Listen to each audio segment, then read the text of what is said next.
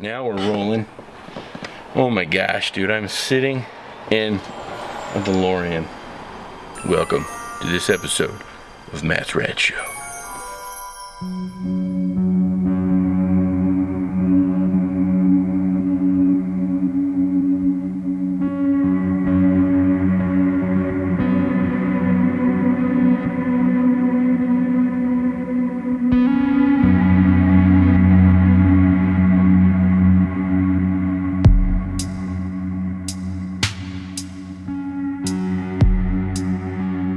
January 21st, 1981, in Belfast, Ireland, the first DeLorean rolled off the lot. On July 3rd, 1985, a movie about a crazy scientist and a kid traveling through time was released.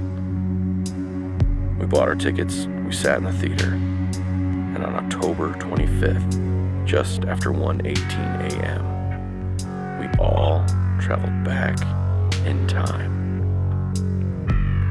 For some, it was just a movie, but for others, it became something more.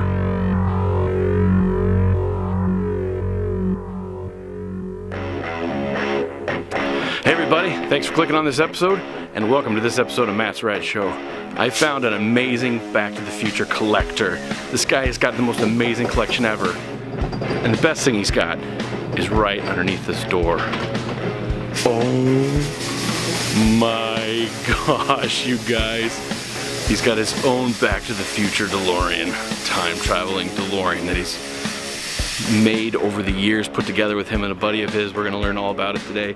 Take a look at his collection, hear him talk about his collection and his passion for Back to the Future. I'm so excited for this. Let's get to it. This is amazing.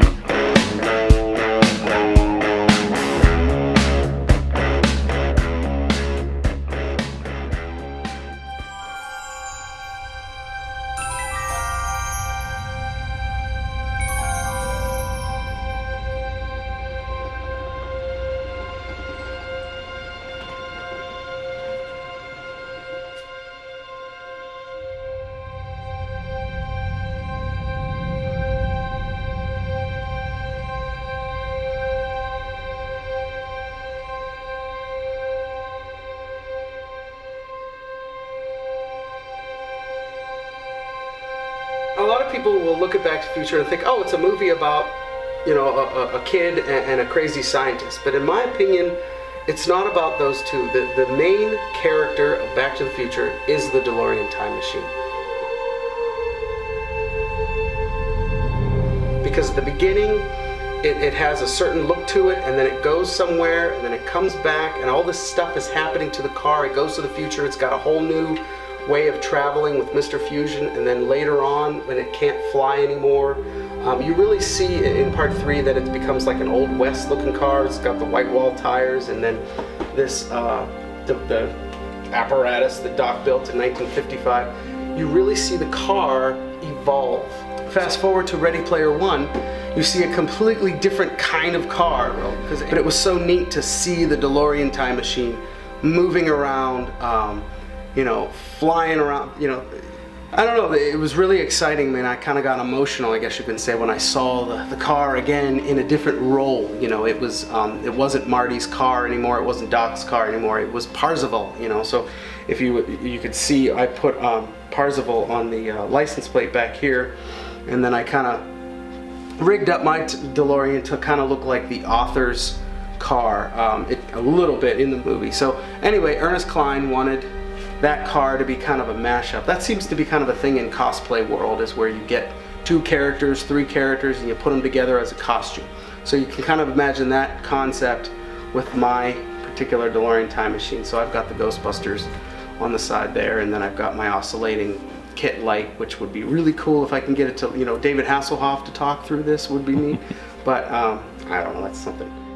There's 2 types of owners. There's DeLorean owners that love Back to the Future, and then there's that you know, try to do the time machine stuff, and then there's guys that just love the DeLorean. I'm probably more of the Back to the Future time traveling kind of guy, but some guys are very, you know, particular about, no, they would never do something like this where they would take it out and change the way the original DeLorean looked like from 1981. This is a 1981 DeLorean.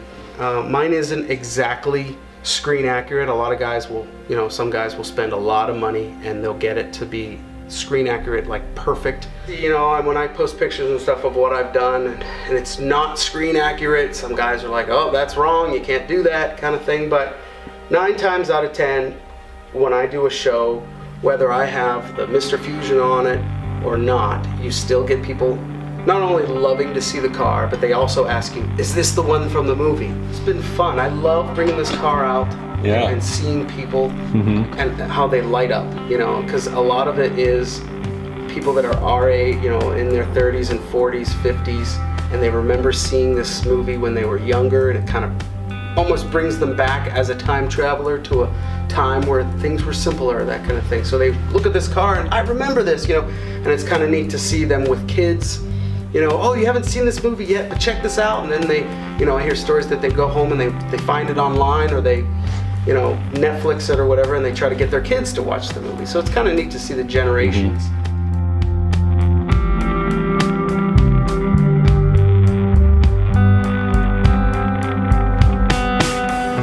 So I've got a garage in my place too with you know, a few collectible things, but your garage, I think, definitely has me beat on collectibles and coolness, because I don't have a DeLorean in my garage. What kind of car do you think should go in the Matt Cave? It'd be amazing to have this DeLorean in the Matt Cave, even for an episode. Maybe sometime I can get him to come up to the Matt Cave and do an episode. So much detail from all the different movies, from the new movie that was out, from all 3 movies. Just the different levels of detail in this thing is so amazing. Got the flux capacitor inside there, all the different switches and everything. So cool. First, open the car door and hear the noise. That's so cool, dude. What do we got on the inside of this bad boy? So you've got your time circuits. Wanted to go your destination time, your present time, and your last time departed dates. I chose October 26th, 1985 to print out, because that was actually the first time that in the movie the DeLorean travels through time. Right over there, you've got the plutonium chamber, which tells you how much the on the passenger side over there. Passenger side. Because another time machine. I'm also a Doctor Who fan, and I thought, well, this is also a time machine. It's kind of neat when I've done shows and stuff.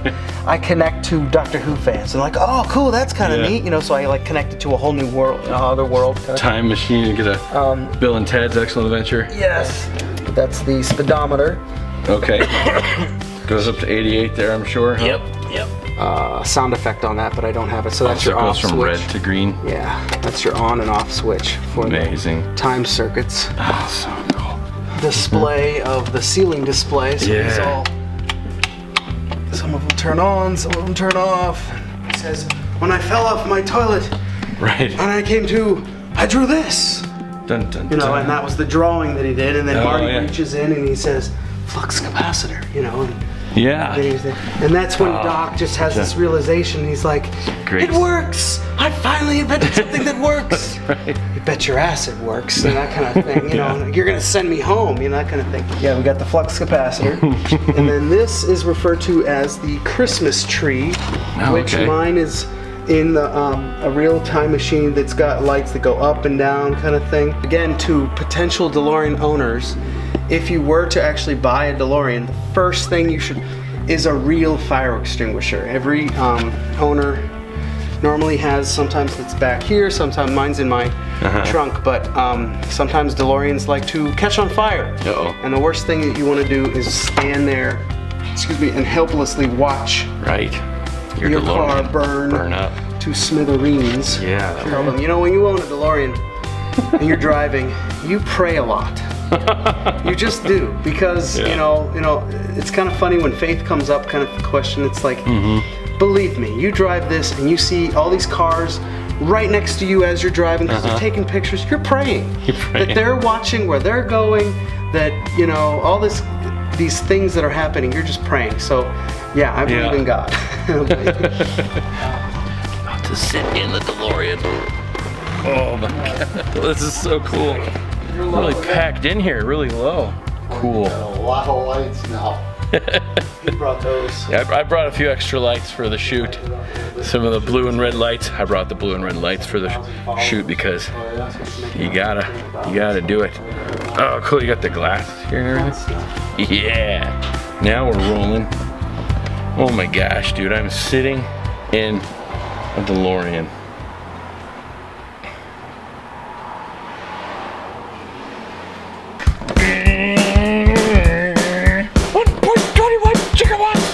So careless. How could you be so careless, Andy, with your collection? Got 1.21 gigawatts in the garage. You got a family inside. What are you doing? Buttons work. You press the buttons. This is so cool. You know you're never gonna be able to get me out of this thing now. I didn't realize like how you feel like you're in like a little jet engine. DeLoreans are not made for claustrophobia. Yeah, that's weird. Oh, cannot believe I'm sitting in a DeLorean right now. Look at this, you guys. I cannot believe I'm sitting in a DeLorean right now. It's amazing. Look, the flux capacitor's back there. It's fluxing away. Engine running. 88 miles per hour. This is definitely a high point for Matt's Rad Show. Okay, there's the plutonium chamber there. Gotcha. Get a good shot of those things now, all your buttons and stuff. Away. What's that saying? One man's trash? Right, one man's trash is another man's treasure. Popular. Ooh, oh, I got Huey Lewis in the news. Awesome. You guys are just too loud. You're just too darn loud. I think it was last week. Huey Lewis posted that he canceled all of his tour dates or whatever. Oh, really? Hearing loss. Oh, that's too bad. Mechanical genius kind of guy, so he's like, you know, he can't play anymore or whatever. Yeah. I don't know if you saw these or not. Pressing so many buttons. Oh, it's even got the decal down here. Is that something that came with the car? Nope, or I did that myself. You did that? Okay, cool. Just to kind of bring out DMC a little bit. I feel like my head would hit the ceiling if the door was You can close the door if you want. But it like, you just grab on right here. Yep, or pull the strap. Okay. Oh, yeah, okay, there's more headroom in here than I thought. Now remember, in the movie, somehow, Doc fits Marty and Jennifer. So it's, the other side there. I have no idea. I mean, that was obviously a Hollywood magic. Tricked movie magic. So this is the only window that opens. That is called a toll booth window. That's the only window that What's up, dude? goes up and down. Okay, cool. How do you open the door? So, yeah, I want to see if you could figure that out. Mine is a July 1981. Came out of Ireland. Same place that built the Titanic. Go figure. Were all the DeLoreans built in Ireland? Belfast, Ireland. Really? Is where they were. Interesting. So they're Irish. Plant is. Yes, they are. And actually, DeLoreans are Irish. St. Patrick's Day parade, and you get your car in there, and I've got, I put green stuff all over it, kind of dress it up a little bit. Yeah, she's Irish. That's awesome. This is there. Now, is this light here standard on the door like that thing, or is that something that's added on?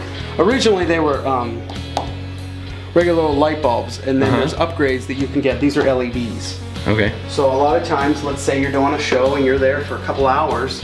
If they were regular light bulbs, you'd be worried about draining your battery. Sure, yeah. But it's very easy to pop these out and put LED lights in. Yeah. I also upgraded my brake light in the back too. Those are all LEDs. Okay. Yeah. I got a new fuel pump in there, which is really neat. Because a lot of people I've just had problems with the fuel pump. Yep. So I did the upgrade for that. Is this where the gas is? That's the gas flap. The gas flap right there. So that is definitely something I've never seen before. So this is an earlier model, 1981 model. So the earlier ones had this gas flap, and then later on they actually took this out because it didn't look right. So you might see a later model of 1981 or even 1982 models that don't have the gas flap. And if I wanted to get gas, I'd have to excuse me, open up the whole thing, and let's say a big gust of wind comes and boom, the whole thing goes down. So this is kind of nice. I don't really care that it has a, you know, a little bit of a rectangle there in the hood, but yeah, that's cool. I've never seen that before. That's kind of boy. These DeLoreans were something else. And that's exactly who John DeLorean was. You know, he was one of his kind of thing. He really had an idea for a car that was very different than the cars of the time, and that legacy kind of went into, you know, owning a DeLorean. Is just like, you just think differently and that kind of thing. I mean, the mechanic had no idea, so all I basically did was just lift this up, and then there's your engine. So I have a pole inside that I have to put this up to, you know, if you need engine access, kind of thing, which, you know, obviously you need to get to. That's awesome. I don't think I knew that they were in the back. Yeah, but is it pretty heavy? It's heavy. It wasn't heavy a while ago until I added the fog machine. Eventually I want to take these windows out in a real time machine. In the movie, these windows, these are the, I don't know what I call them, the triangle windows. They aren't in the car itself. This thing right here is called the louvers on a DeLorean, on a stock DeLorean. The louvers obviously are there, but in a time machine you take your louvers off, you build a whole new base there to put all this fun stuff on it. But again, this was originally built as a temporary build, and then we just kind of kept it that way. How many DeLorean owners would you say there are out there that have like time machines like you in their garage? Time machines, I'd say there's a handful around the world. But DeLoreans themselves, they believe there's about 6,000 left out in the world. There was about 90, I think I want to say 9,000, 9,200 made. I'm not exactly sure the exact number. But they believe there's about 6,000 left somewhere out there. Some of them are in a garage where this never opens. You know, some guys bought these cars in the 80s and they wanted to just sit on it and wait until it, you know, made the millions kind of thing. But any DeLorean owner will tell you the best thing for a DeLorean is to get it out on the road, get it running, get it, you know, get it seen, all that kind of stuff. So how old were you when you saw Back to the Future for the first time? Math. I'm terrible at math. Well, I am, I guess it was 1985. I was probably about 7, maybe 8 years old, maybe. I don't remember. I do remember Back to the Future 3, which came out in 1989 or 1990, I think. I think it was 1990. I remember going to a drive-in movie theater and seeing that, and that was really kind of, you know, I just, that's one of my oldest memories. I remember seeing that. I understand, it's my obsession. It's a complete, and I'll be honest with you. I mean, it's all I think about sometimes. It's like, you know, if something else is going on in the world, I'm like, I don't really care. What's, you know, what new toy is out there? What new cool device? How can I get this electronic thing to try to light up? Who can I talk to that knows what they're doing? I was just talking to somebody today that it was a metal. I need a metal person that knows how to weld and all that kind of stuff. Because I never, if I could go back in time to high school, I would tell myself, start taking all these like trade classes. You know, learn how to weld, learn how to, you know, your electronics, all that kind of stuff. What did I do? I went to college, I played around, and I became an art teacher. There you go. So, and how to paint. That's about it. But sorry. Yeah, I would. If anyone was watching it, it's like, what do you want to do? Learn a trade, because if you know how to weld. I mean, I had a friend come over for the Ready Player One stuff. We were trying to, you know, he knows the electronics side of that, and it's like, you know, I learn a little bit, but I get confused with that kind of stuff, and it's like, I wish I would have paid attention, you know, in high school kind of thing. But anyway, that's where I'm at. You have to get the what was it, a Toyota truck that he wanted to get a so black my Toyota ultimate truck to dream is to either get the truck, you know, not the 1985. See, back in 2015, Toyota actually put out a Toyota Tacoma 2015. I think it was a 15 or a 16 version. It was for Back to the Future, you know. Yeah. And they put the lights at the top, you know, those circle thing, whatever, you know.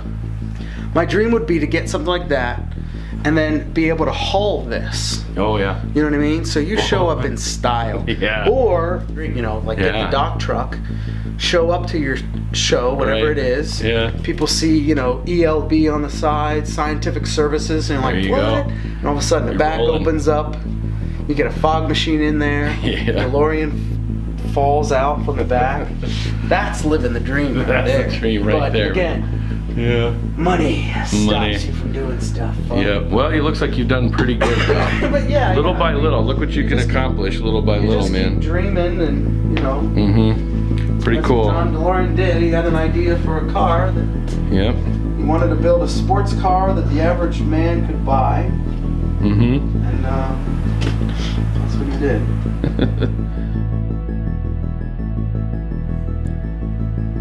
After spending some time in Andy's Back to the Future garage and learning about his DeLorean time machine, I began to realize that this guy was a dreamer. But he didn't just dream about owning a DeLorean time machine someday. He got to work and he made it happen. He did it. But probably the coolest thing about him is that he's not done dreaming. He has ideas, improvements, additions, more that he wants to accomplish with his DeLorean.